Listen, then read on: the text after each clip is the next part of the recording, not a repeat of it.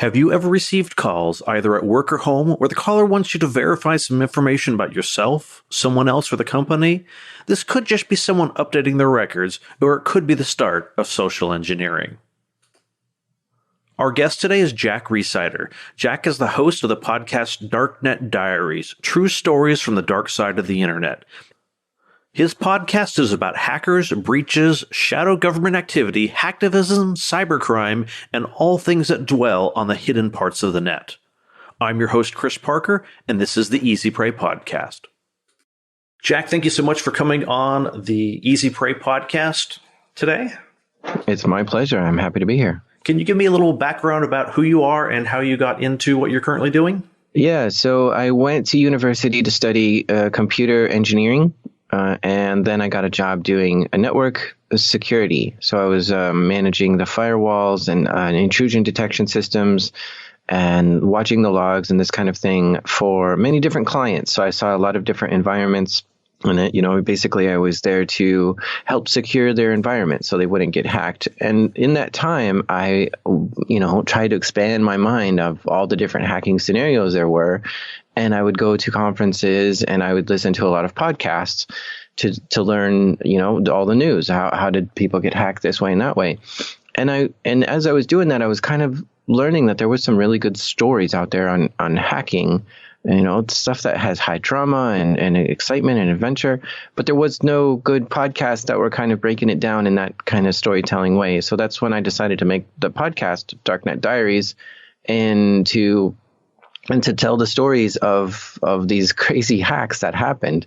And that's what I'm doing for the last 3 years. I've been just making the podcast DarkNet Diaries, which goes into many different hacks and breaches and cybersecurity stuff. That's really cool. Something that I'm going to look forward to listen to and be able to kind of figure out what are people doing out there and how they get caught. So can you give me an overview of social engineering? What is it, and kind of when did it start arising as far as you know?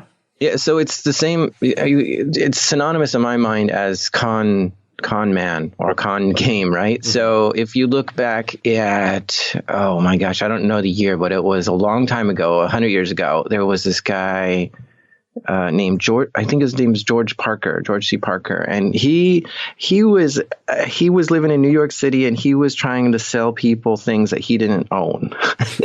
So one of the things he sold was Grant's tomb to someone, and he sold the Brooklyn Bridge to someone. And that's where we get the term, okay, if you believe that, I have a bridge to sell you, right?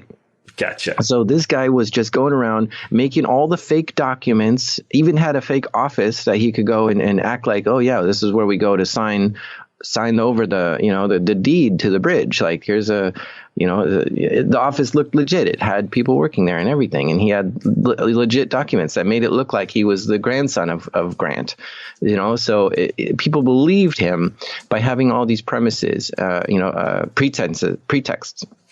And stuff like that. So that was just a con game.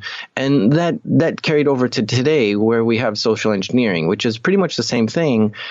But the way companies kind of use this today, though, is that they recognize that their people are sometimes the weakest link in a company as far as security goes. So they will hire hackers to come and kind of hack the people. So they'll do things. These people will con, like social engineers will con or social engineer people at the company to get into the company, to get information, data, access to things. I mean, one of the things I heard was, see if you can get into the vault of our bank, which has our gold bullion, right? And so a social engineer has figured out a way through the front door, which they shouldn't even be able to get into, through the lobby, up the stairs, into the gold, bullion vault.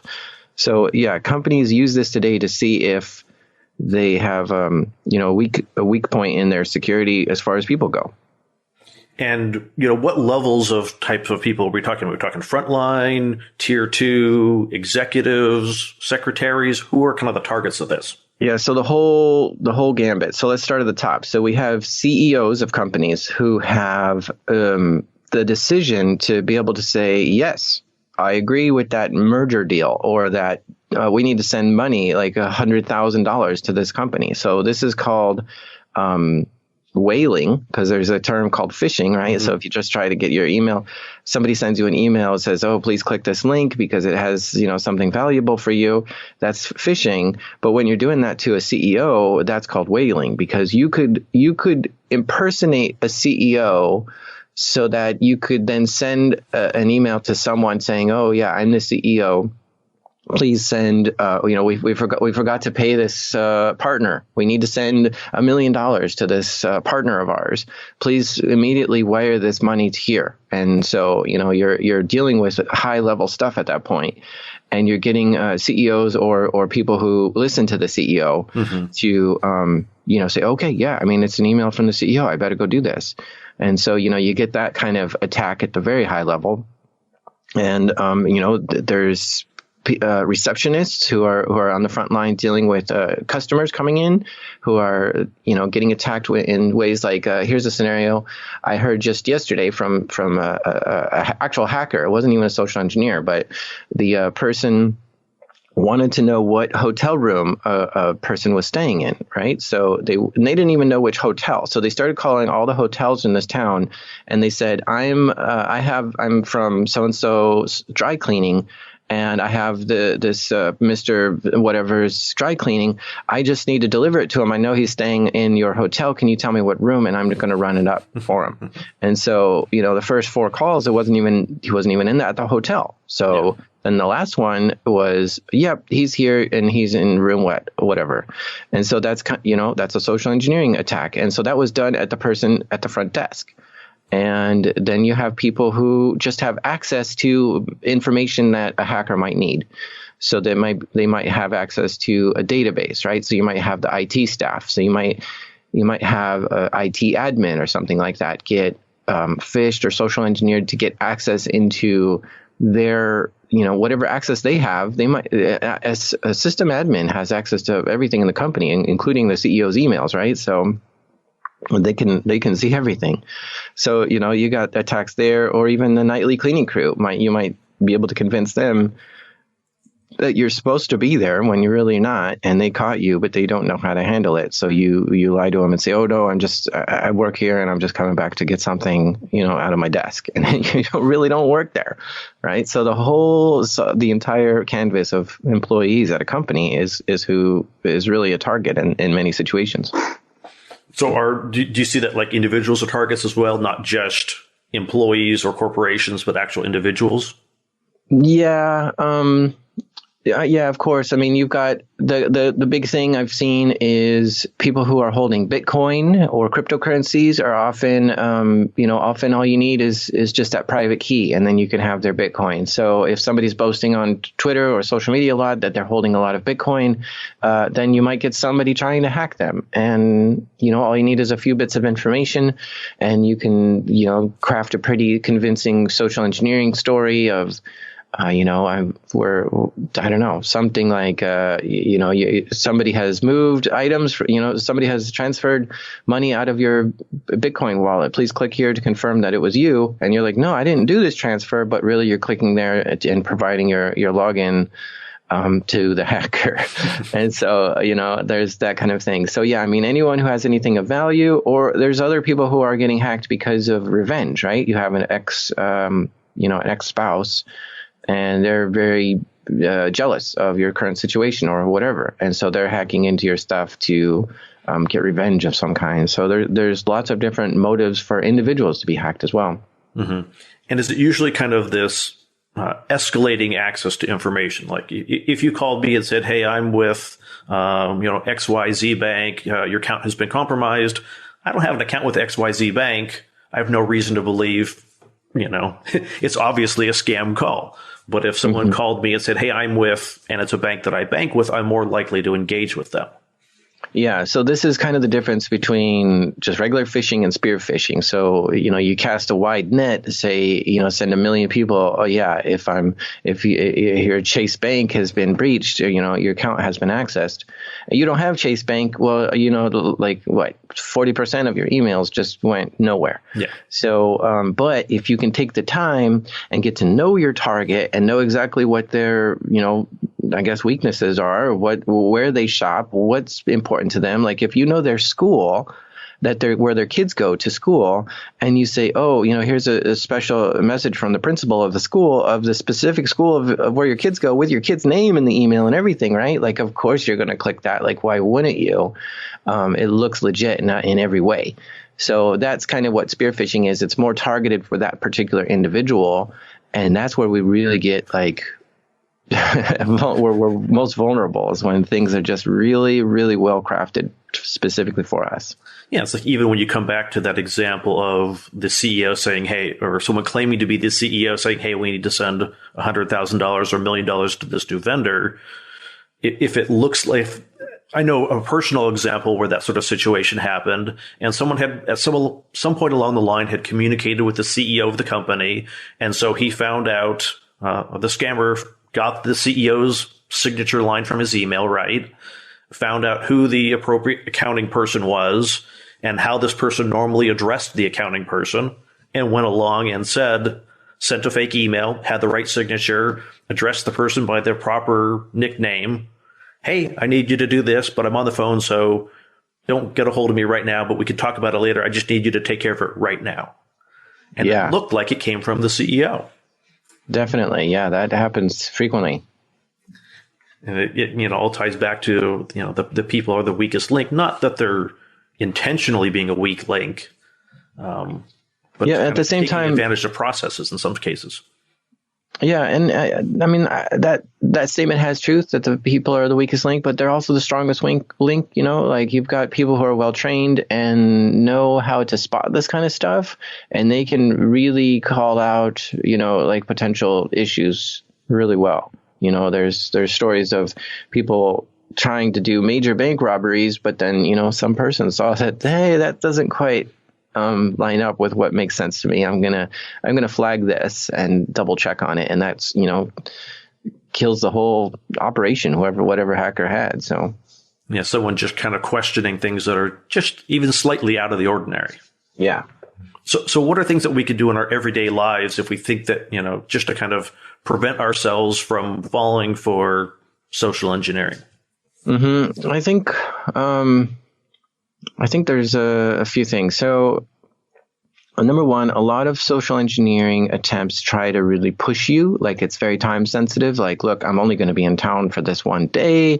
Do you want to meet then, or something like that? It's like, I only have somebody calls you on the phone, and it might be Friday at 4:00, right? And they're like, look, I'm sorry, it's the last minute of the day. I'm calling you. I just need to wrap this stuff up before going home. And it's really like a social engineering call, right? A call that's trying to trick you. And if you can just slow down and say, you know what, I call me on Monday. Sorry, we can't work it out today. I'm busy too, or something, right? So watch out for when somebody's really trying to push hard on you and that you don't know, and say, hey, wait a minute, this isn't. This is going to, they're rushing me in a way that's making me feel uncomfortable. I don't like this. And we all have this sense of, oh, I just want to help. Yeah, sure. It's Friday. Let's get this help, whatever it is you need to help. Because sometimes people call and they're like, I'm part of HR. And then you didn't sign your, bonus check or something properly. Can you go to this website and sign it for me? Oh, yeah. And so, so it seems right. It seems legit and stuff, but it's like, okay, this is odd. So, another thing you can do is hang up and call them back, because you're like, okay, I know the number to HR. Where are you at? You're at, maybe you're in the same office as me or something. So hang up and walk over there. Did you call me and ask me to sign a bonus check, right? Because this is a big thing too. Like, you've got Indian scammers who will call and act like they're from Microsoft, and you can say, or even saying you have some unpaid taxes or something, so you can hang up and call Microsoft and say, hey, what's the deal with my license or something, or the tax center, or the IRS, and say, is there a problem with my taxes? These are the two big scams. Yeah. So. Those are two big things that come to mind. Watch out for someone pushing you to go too fast that you don't know, and hang up and call the person back on a number you know. I know I recently got a phone call, and the gentleman said, hey, I'm trying to reach Sally. I'm like, oh, there's no Sally here. And sometimes I I like taking these calls because I want to see what the scammer has. When I get a phone number that I don't recognize, I listen to the calls because what's the latest scam? And the guy's like, I'm trying to get a hold of Sally. Well, there's no Sally here. How can I help you? Oh, yeah, I'm calling to follow up on my my stimulus check. Mm-hmm. I'm like, what was Sally doing to help you with? Oh, she was filing all the paperwork to get the stimulus check on my behalf. And that way, we could expedite it. I'm like, oh, and she gave you this number? Oh, this is the number she called from. I'm like, oh, buddy. Mm-hmm. And what information did you give her? Oh, yeah, I gave her my social, my home address, my, bank details. I'm like, oh, my gosh, buddy. Yeah. You just got scammed, or a very good chance that you got scammed, particularly if you're calling back the number she called from, because this is my personal cell phone. There's no Sally here.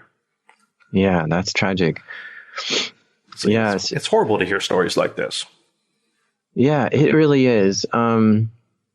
So some other things that you can do just for to make your tech life better, more secure, is to keep updates going on. So this is updating apps on your phone, updating the operating system on your phone, updating your computer, updating the apps on your computer. All these things just keep updated, and that'll give hackers a less footprint foothold to try to get in. And also try to use a unique, crazy, wild password on every website you have an account for. And that's impossible for us to memorize. So you use a password manager to do that. And so a password manager is kind of a little tool that says, I'll remember the password for this website. And when I go back here, it remembers the password. So you can make it as long and as complex as possible. And you don't ever have to remember it. Just the password manager remembers it. And it's a nice, handy thing. And I'm not talking about the built-in password remember tool in like a browser. This is more of something like LastPass or 1Password or Fastlane. So just other password managers. You can look up, which ones are the best and figure out a good one. But these are the two big recommendations I have because when it comes to being hacked, it's not always about outrunning the hacker entirely. You just want to outrun the other person next to you who's slower, right? So they get hacked and not you. What's the story? The bear, running from the bear. Yeah, how do you outrun the bear? I don't have to be the fastest. I don't have to be faster than the bear. I just have to be faster than you. Yeah, exactly. Same thing. So you just want to make it harder for hackers to get into your stuff so that they target someone else, they give up. Because the harder you make it, the more resources it takes for them.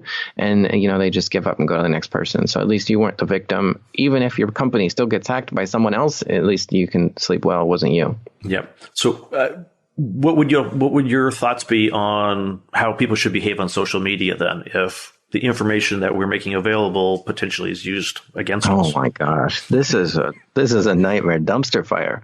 Like, there's so much stuff people are giving away on social media free that any hacker can use for their advantage, right? So even if you're just like, hey, I'm going away for a week, I'm going on vacation, then everyone knows nobody's at your house, right? So there's like tons of things that are just given out there freely to expose you or make you vulnerable in many different ways. I'm a big privacy advocate, so I don't like posting anything private on social media. So, you'll never see photos of my family or anything out there, because it just doesn't. I can't do it. It's horrible for me. I look at it as the same as like in the 90s, we kind of wrecked the environment in a way that you let the genie out of the bottle, you can't really put it back. So, the stuff we've done to the 90s is going to take us decades to come back from. And I think, in the current time, we're doing the same thing with privacy. We're letting so much stuff get exposed that it's going to take decades after we realize our big mistake. It's going to take decades to peel that back and come say, okay, we shouldn't have so many. Number one, we're just putting so much private information on there. You go to someone's social media, you can get everything. You can get their sexual orientation. You can get where they live, where they work, where they went to school, who their best friends are, who their family is.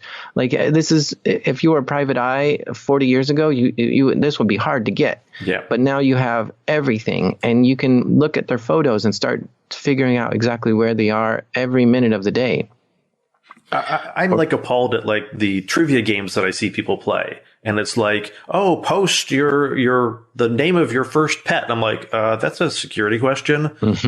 Where did you go to high school? Security question. What's your mother's maiden name? You know? Yeah, I think maybe it doesn't quite go that far, but there's like, I see these games that one after another. It's like, dude, these are security questions, people. Stop answering.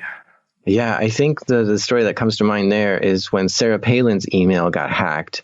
The person just went to Google. It was her Google address and her Gmail address, and she, they said, well, I forgot the password, and it said, well, here's some recovery questions. What high school did you go to? And it's like everyone knows what high school Sarah Palin went to because she was boasting about it on TV at the time, right? So it was like, well, here it is, you know.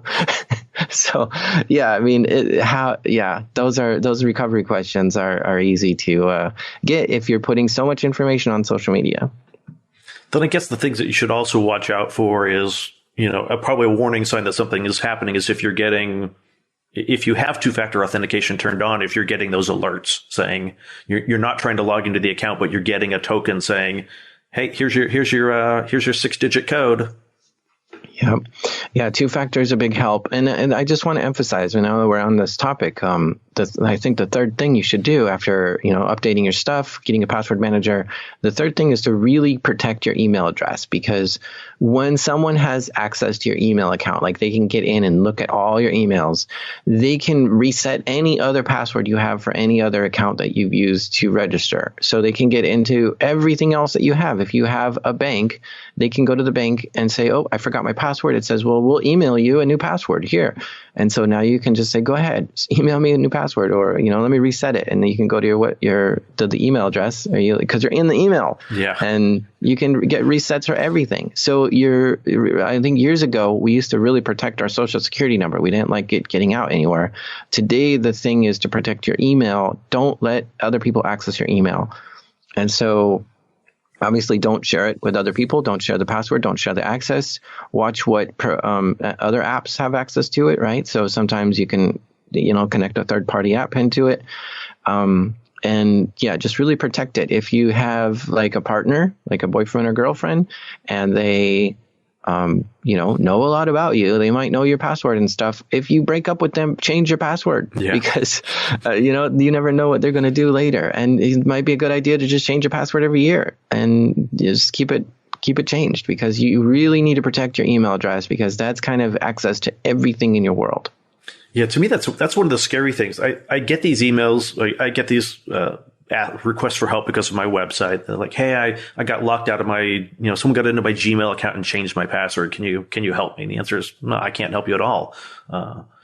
Yeah. But I think like almost the scarier thing to me is not that someone got in and changed the password, but they got in and they didn't change the password.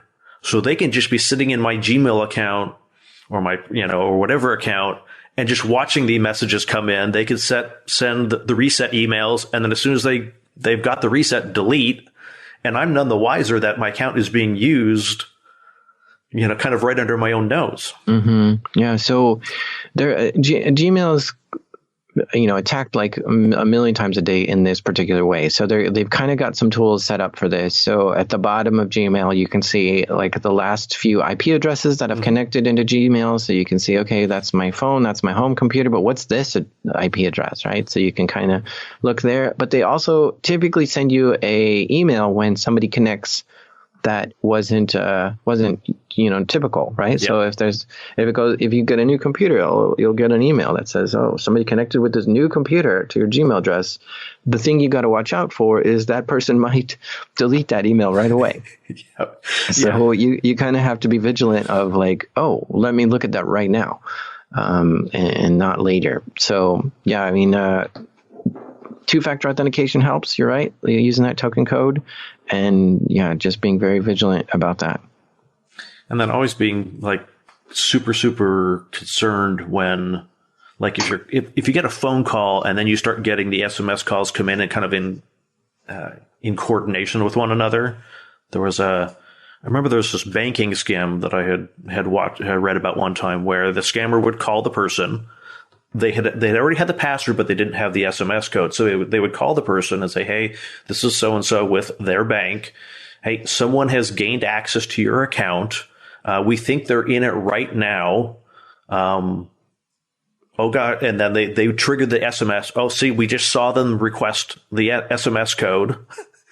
And they would ask these questions of like, eventually they would ask, hey, if you want us to stop the person from accessing the account and to prove that you are in control of it, give us that code over the phone. And then now they have access to the account, and then they start doing things like the scammer would set up an outbound wire transfer, and that would result in a text message being sent to the individual, which required them to answer like yes or no or something like that. And they would verbally say, hey, I'm going to send you a text message. Do you want me to lock the scammer out of your account? Type yes. So the yes response is the yes, set up the outbound transfer. It was like so well coordinated. It was scary. Yeah. And I have a story where I've been hit with a scam where I bought something on eBay. Well, I was trying to buy a camera on eBay, and the auction got canceled. And I was like, oh, okay. And I was only like 18 at the time, so I didn't have a lot of money, but I wanted this camera. And they said, okay, well, listen, we still have the camera. The person who bought it, fell through. If you want to buy it, please send us the money through Western Union. And I was like, no way. And we went back and forth for like a month of them convincing me, like, no, I have the camera. It's you can get it at the price that you bid. Let's just get this done. And I would never scam you. I'm very religious, and I've been praying for your health this whole time. Like this person really groomed me, right, for a month. And I went back and forth, and I finally said, oh, okay, I'll take the gamble. And I sent the money, and I never got anything. And I sent it Western Union all the way to Poland. Oh, gee. So that should have been my first indicator. But I was naive and young, and I don't know, I didn't get it. So these are lessons that you learn that I really, really took, seriously for the rest of my life. Like, okay, be very careful online when dealing with this stuff. The funny joke that I think of is like, I don't know anybody. I'm probably a little bit older than you, but I still don't know anybody that has ever used Western Union legitimately. And so to me, like anytime anyone says Western Union, they don't even have to give me any other circumstances. I just say scam. Yeah. And so I was really upset at Western Union, because I called them afterwards and I said, okay, listen, I need to reverse this charge, or you need to tell me who picked this up, or, let's open an investigation, or how do I get you to contact the police, because I've been scammed. And they did nothing to help at all. They would not tell me the location of who picked up the money or anything. And I was like, well, what if I get the police on the phone and ask you, can you help then? And they're like, no. And so I was like, okay. So I was convinced at that moment, and for the rest of my life, that Western Union helps scammers and harbors them and protects them. So it's really, really frustrating. And I agree with you that there's typically no reason to use Western Union. The people who use it are kind of in desperate situations where they're, I don't know, having to send money quick to somebody that a family member. I would only use it to send to other family members if you're really in a desperate situation, because you can send cash to someone and they can get it right then. So that's the thing. But man, do criminals love that? Yep. And no utility bills. No companies ever want to get paid with Amazon gift cards or Apple gift cards. Yeah. Right. That is another clue. If somebody's asking you to go buy gift cards to pay for something, that's a red flag. You should never do that. It's anything that's even outside of the norm. If you always do an EFT, electronic funds transfer, with your utility company, and they now want your credit card number. Okay, wait, what's going on? Why do you need my credit card number? This is different than normal. I mean. A number of the companies that I deal with don't even take credit cards. So that to me would be one of the biggest red flags, is that they're asking for something that they don't take. Yeah, that's a good point. So back to social engineering, do you see or have stories where people are being called at home and personally trying to get information out of them, or family members or things like that? Or is it usually do you see it more on the corporate side of trying to get into client systems? Well, my dad gets a call once a week from India, on problems with his computer. So definitely people are getting called at home. India's figured out a way to, monetize this in quite an interesting way. It's illegal there, and people get arrested in India quite frequently. It doesn't seem like it's going down, because it's as soon as one gets shut down, another one pops up. So it's a criminal market there. Yeah. But they're just calling one number after another in the phone book. So they're calling everyone and anyone. Another thing is targeting like elderly and saying, okay, your grandson is in trouble. He was traveling abroad and he doesn't have the money to get back. And he said, I could call you and see if you can settle some debts with him. And, the grandparent is, oh, definitely. I'll help, little Johnny out of the situation he's in if he's traveling and can't get home.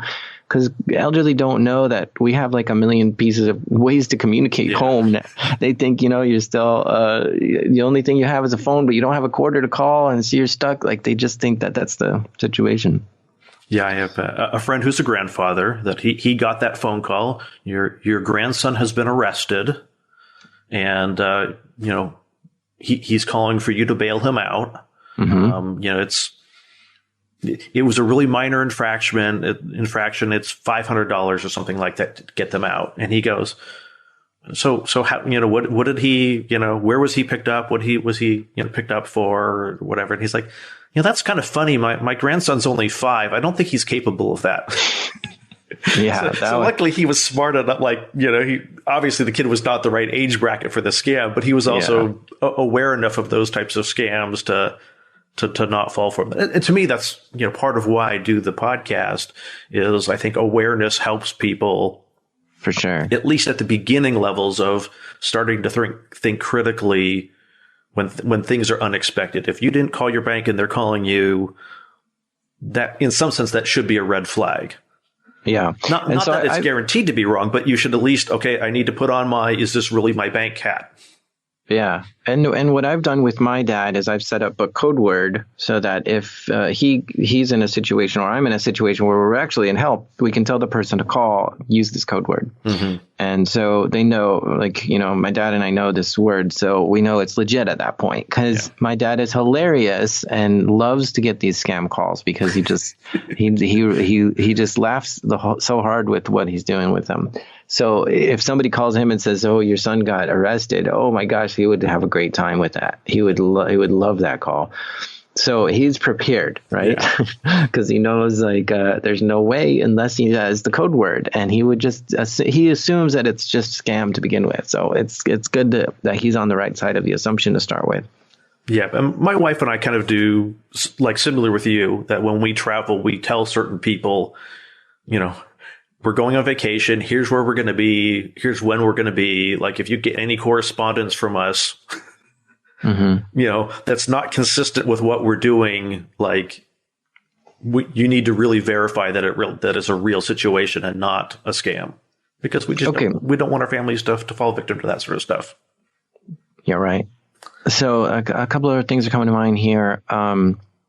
There's been some stimulus check scamming going on. So people have been filing unemployment on your behalf, even though you never quit your job or got fired. So somebody's doing that. So that's another time where an individual is targeted. Like, they're not really targeted because it's really the U.S. Treasury is targeted, but it's you who got, money got taken in your name. Right? Yeah. Which could become problematic later on if there's taxes for that, like unemployment. You have tax obligations with that in the U.S. Mm-hmm. And another one that I heard just yesterday was, this is a story that I got yesterday. It was, this guy was a spammer. So he was trying to get people he was going to email a bunch of people to buy medicine, like pharmacy supplies, right? Mm-hmm. From an illegal pharmacy.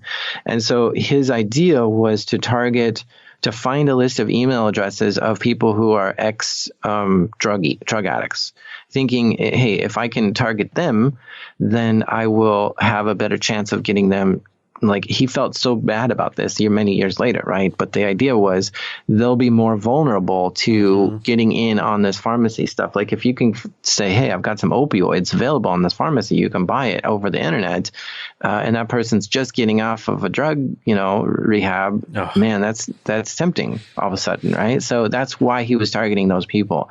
So you have to kind of also be aware of what your vulnerabilities or weaknesses are. If you have like weakness towards anyone who has like a sick cat, you don't mind helping out. So now somebody's emailing you, I've got this sick cat, can you please send $200 to help me get to the vet? Okay, here you go. Like if you recognize these are your weaknesses or something, then you can also recognize that might be an avenue for someone to scam you. Yeah, and that's kind of the common thing on the relationship scams. When the people meet online, it's they build this relationship very quickly, and then, gosh, my kid is sick, my mom is sick, my pet is sick. I need to get to this other country because of this emergency. Can you help out? Mm-hmm.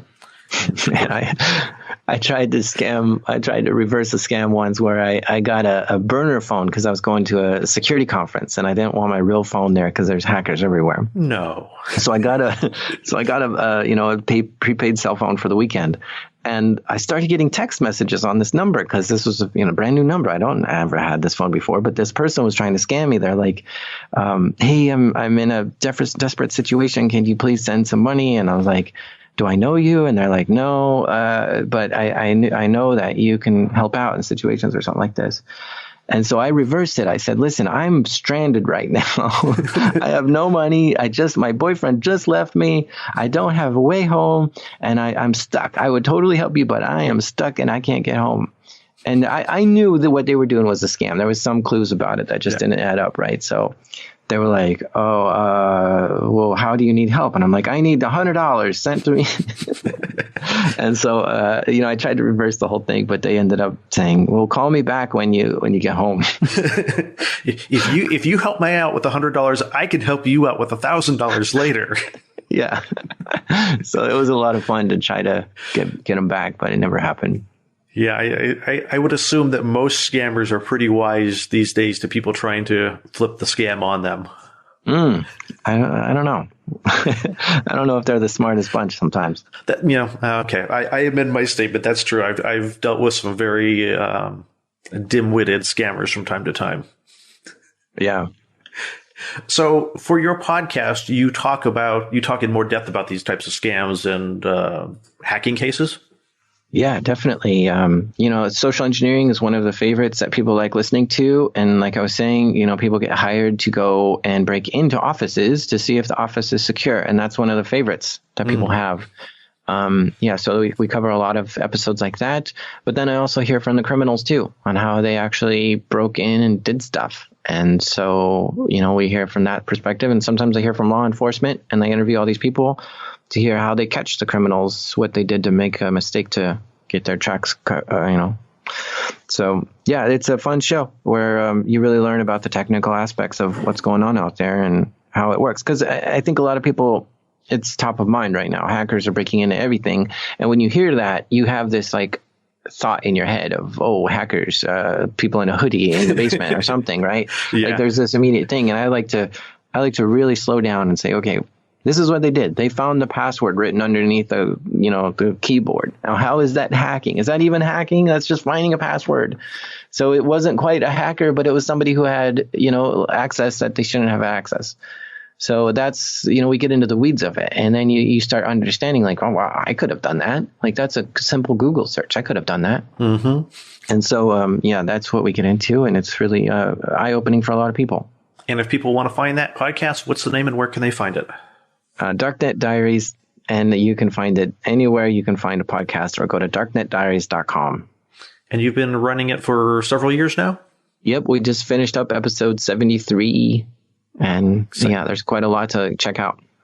That is totally exciting. I look forward to listening to it. My wife and I have, during the lockdown, we've binged everything that we have had access to. We've gone through all the crime shows. We're getting into the Dateline stories now, and I think this is going to be a great addition to our listening. Oh yeah, I think you'll like this one. Jack, thank you so much for coming on the show. I really appreciate your time today. Cool. It was great being here. Thanks a lot. Thank you.